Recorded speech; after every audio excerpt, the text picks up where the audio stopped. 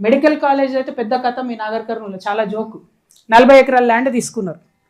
ఏమని రాసిరంటే ఆ 40 ఎకరాల ల్యాండ్లో మెజారిటీ అసైన్మెంట్ ల్యాండ్ ఉంది పాపం దళితులది.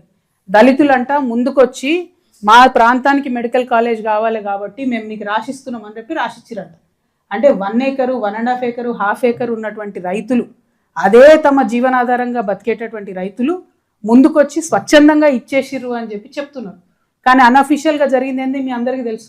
ఆ దళితులు మాట్లాడినా ఏది చేసినా వాళ్ళ నోరు మూయించి పైసలు ఇచ్చి వాళ్ళని ఎల్లగొట్టి తీసుకున్నారు.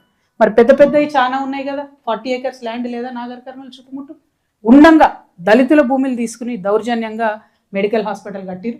హాస్పిటల్ ఫినిష్ అయింది, కాలేజ్ ఫినిష్ అయింది. కాకపోతే దళితులకు మాత్రం అన్యాయం జరిగింది. అసైన్మెంట్ ల్యాండ్ అంటేనే ప్రభుత్వం ఇచ్చేది వాళ్ళ జీవనాధారం కోసం, దాన్ని కూడా లాక్కున్నారు. ఏమాత్రం అవకాశం ఉన్నా కలెక్టర్ గారు దానిలో రివ్యూ చేయాలి. ఆ దళితులు ఎవరైతే అన్యాయం అయిపోయినారో వాళ్లకు భూమి ఇచ్చేటటువంటి ప్రయత్నం చేయాలని చెప్పి నేను డిమాండ్ చేస్తూ ఉన్నా.